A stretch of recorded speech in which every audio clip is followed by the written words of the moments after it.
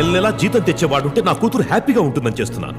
కీర్తి పెళ్లి తర్వాత హ్యాపీగా ఉండాలనుకుంటున్నారా, లగ్జరీగా ఉండాలనుకుంటున్నారా? మనకి ఇష్టమైన వాళ్ళు పక్కన ఉంటే పల్లె వెలుగు బస్సులో కూడా చాలా హ్యాపీగా వెళ్తాం సార్. కానీ ఇష్టం లేని వాళ్ళు పక్కన ఉంటే బెంజ్ కార్లో కూడా చాలా ఇబ్బందిగా వెళ్తాం. మనిషి బతకడానికి కావాల్సింది హ్యాపీనెస్ సార్, లగ్జరీ కాదు. అయినా ఇవన్నీ ఉంటేనే మీ కూతురు హ్యాపీగా ఉంటుందంటే నెలకి 25,000 సంపాదించే మా అమ్మ నాన్న ఎందుకు అంత హ్యాపీగా ఉన్నారు? నెలకి 1,00,000 రూపాయలు సంపాదించే మీ మధ్య ఎందుకు అంత దూరం ఉంది? పెళ్ళై 25 ఏళ్ళైనా ఇంకా టీవీతో ఎందుకు మాట్లాడుతున్నారు? వాళ్ళ మధ్య ఉన్నది వీళ్ళ మధ్య లేనిది ఏంటో తెలుసా సార్? ప్రేమ. 15 ఏళ్ల క్రితం ఫ్యాక్టరీలో జరిగిన యాక్సిడెంట్లో మా నాన్న కాలు విరిగితే రాడ్ వేశారు. ఆయన ఉద్యోగం పోయింది. మా అమ్మ పెద్దగా చదువుకోపోయినా కష్టపడి జాబ్ సంపాదించి అప్పటి నుంచి ఇంటిని పోషించింది. అయినా మా అమ్మకి మా నాన్న మీద ఇంత కూడా ప్రేమ తగ్గలేదు.